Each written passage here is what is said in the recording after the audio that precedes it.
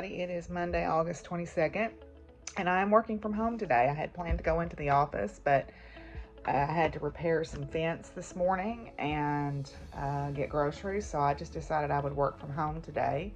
I am updating my Blackboard.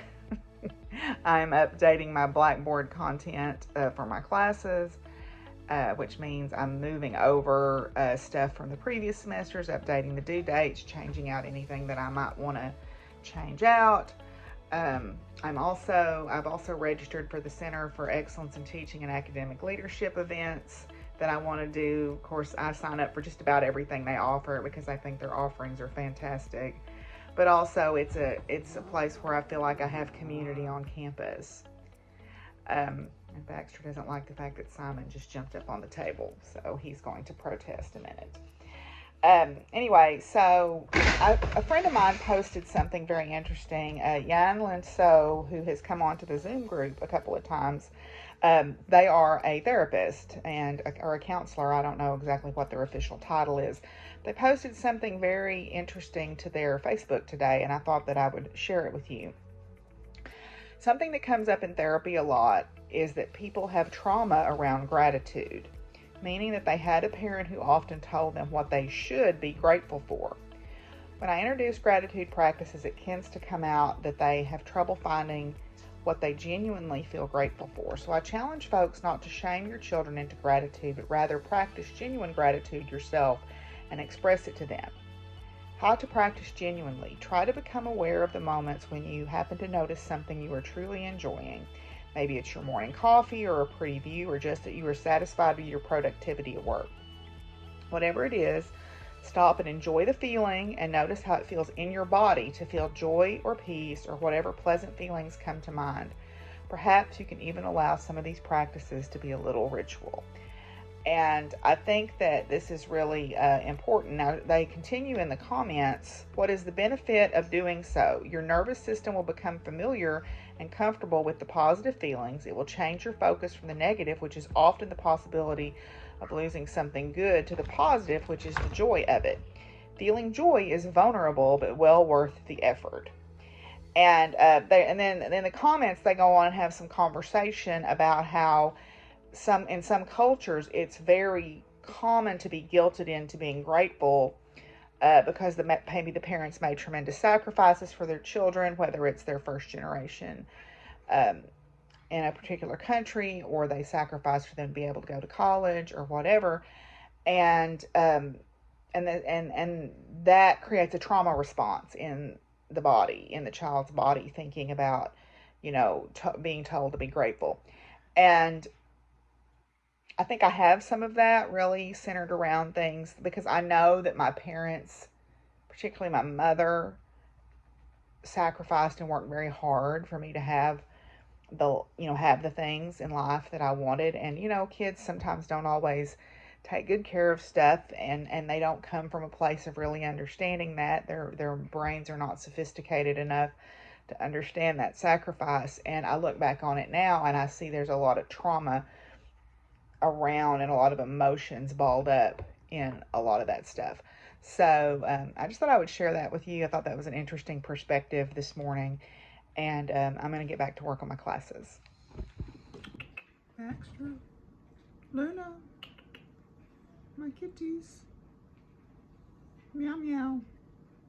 Y'all taking a bath? Okay.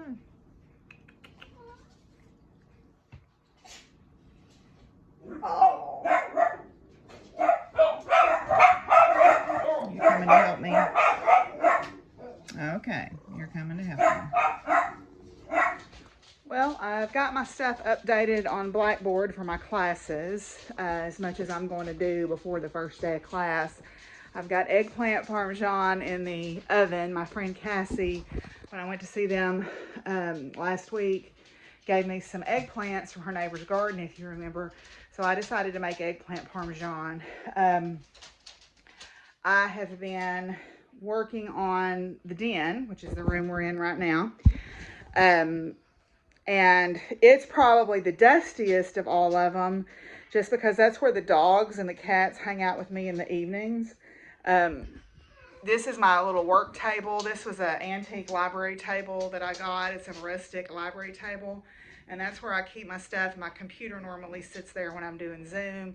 I've got my aught light. The magnifier is pushed down so it can't get any sun through it. My Lowry stand is there, and my comfy chair. So then in the back of the room is my printer is over there, and then just a kind of a dead area because I had put a chair there and had not figured out what to do with it. But I think I'm going to move the chair over. There's normally a quilt that hangs there, but it's in the washing machine right now, that I'll put back up once it's dry. And I'm going to move that chair so I can actually access my printer. I've got my great aunt's quilt frames. If you see those boards leaning up there against the window, and then that's the quilt frames I bought at the auction back, I guess it was in October of last year when I was doing Vlogaween for my great aunt and uncle's property. So I've got them back there. I'm just going to kind of get back in here and organize this corner a little bit. There's some tools and stuff I need to probably move out of here, and then just so I can make better use of the space. So yeah, that's kind of what this is about. It's finally letting go of stuff that I'm no longer going to use. I'm really bad to hang on to stuff, even if it doesn't have any use or really particular sentimental value, just because. And so I need to get past that. And it seems like each time I do a deep clean, I do a little bit of that. Oops, I knocked that down, scared everybody. But I've got some really cool stuff in here. Like, for example, besides my quilt frames, I've got this really cool weather vane. I got this when Miss Betsy and I went to Rusty Gold one time. It's a goose weather vane. It's got all the parts to it, and they built a stand for it. Then I've got, this is one of Mr. Hampton's brooms. This is what's called a stove broom that you could sweep out your wood stove with if you wanted to. I've got some wire art. Oh, this is dusty. I haven't dusted it off yet. I've got some wire art that some friends gave me. I've got this is a double tree off of an old John Deere wagon. My friend Tim gave me this. It's a double tree because this is where you would hook each horse. So there's hooks here that you would hook the harness up to, and it's for two, so it's a double tree. And then I've got some other, just mementos and family pictures and stuff in here. This wall over here is pictures of a lot of my horses I've had over the years. Some of them are no longer with me, but some of them still are. You probably recognize Flame down there at the bottom, and then that's Chips right there. And then Gusty is over there, and then Sterling, who's at Mary Ann's right now, is there, and Sky. So some of those guys are still with me. But anyway, so I am sweeping right now because my friend Carol gave me this old sofa, and the dogs decided to de-stuff the cushions. So I'm having to sweep stuffing up and get it out of the way, and just sweep the dust up and get it all out of the way. So that's kind of what I've been doing while I'm waiting on my Parmesan to cook. Well, I am sweaty and I am dirty, but I am done. The deep cleaning part is done. I just have to do the regular maintenance cleaning in my bathroom and in the laundry room. And then I'm going to sweep and mop all the floors, and it's done. And I'm so glad. I had just, like I said, I had let it go, and I didn't really think about it. And, during the pandemic, I just made my mind up that I was never going to let people in my house again.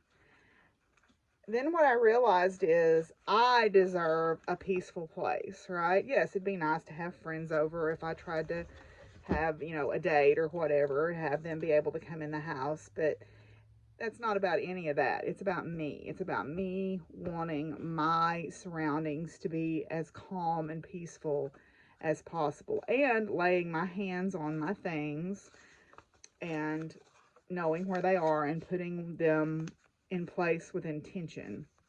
Kind of like when I did the cleaning in here over Christmas. I mean, I need to put some things away, but it's still, it's a maintaining thing, but, we can do that.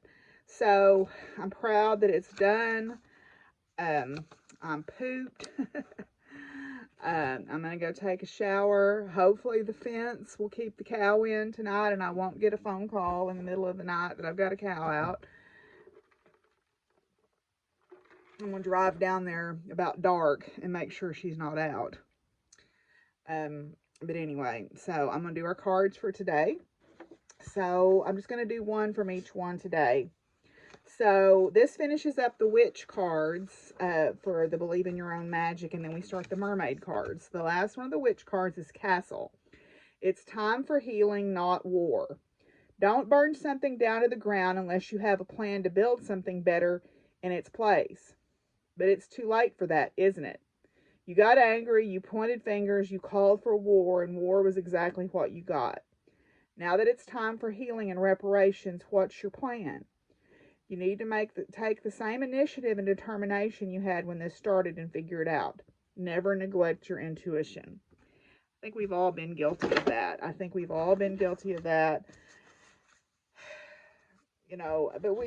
there's two ways to look at that. Sometimes we don't do that when we should, and sometimes we do that when we probably shouldn't. But, yeah. So, what's the plan to move forward? The Power of Flowers card today is pomegranate. The flower of the pomegranate buds in oval womb-shaped orbs. When fully open, the deep red flower with a yellowish center and core of tiny seeds is revealed. The pomegranate fruit is quite unique, with a hard, dry skin and a nest of bright red, juicy seeds within. The essence restores self-nurturing qualities to the individual and regenerates fertility on all levels, beautifully attuning us to the mother love in the process. It does this by assisting in the identification of deep, long-buried emotional needs, especially in relation to mother, childbearing, and creativity. The archetype is Persephone Kore as queen of the underworld. Okay? According to the pre-Greek version of the myth, Kore is worshipped as the goddess of the blessed dead, for it is believed she holds the keys to the lower worlds as well as to the heavens, and can journey to the jeweled center of the earth and there cultivate the fertile seeds stored within its core. Persephone, the daughter of Demeter, signifies the renewed aspect of self that is to be found only when we are willing to travel into the chambers of rebirth. We gather the seeds of new possibilities and balance the forces of dark, the unconscious, with the forces of light, the conscious aspects of self. Persephone is your guide, standing between fire and water. She gazes into the beautiful visage of Narcissus. As a bridge between the worlds, you, like Persephone, are forever crowned queen of the underworld, and yet also eternally nourished and protected by the bounty of Mother Earth. Pomegranate ushered us down to meet the sacred feminine, her seeds so sweet, bearing fruit luscious and red. Into her labyrinth I am led. And I like the fact that they talked about the pre-Greek myth, because I don't buy the patriarchal myth of Persephone being abducted by Hades and going unwillingly. I think Persephone loved Hades, and society couldn't stand the fact that she did love the king of the underworld, and so they had to vilify her or make her less. My friend Krista writes a song called something about, there's two songs she has, and they're both on Bandcamp if you want to check her out. It's Krista Chapman Green. The first one is called Ode to Hades, which is beautiful. The second one is called Something About Persephone, and there is a line in there that is like my life motto. There's nothing the world hates more than a woman who knows her own mind. And ain't that the truth? The patriarchal world we live in, there's nothing the world hates more than a woman who knows her own mind. And I'm okay with that. Anyway, so tomorrow, actually, we're going to go on a little road trip. My friend Mike from New Orleans is up at his property in Mount Ida, and he bought beef from me. So we're going to drive down to Mount Ida in the Ouachita Mountains and take him his beef. And we might go to Little Missouri Falls if the weather is nice. So you'll get to see some of that tomorrow. I hope you're all doing well. And I thank y'all so much for sticking with me. Y'all's friendship means so much to me. I can't thank you enough. And I hope that you're doing good. And we'll see y'all tomorrow. Bye.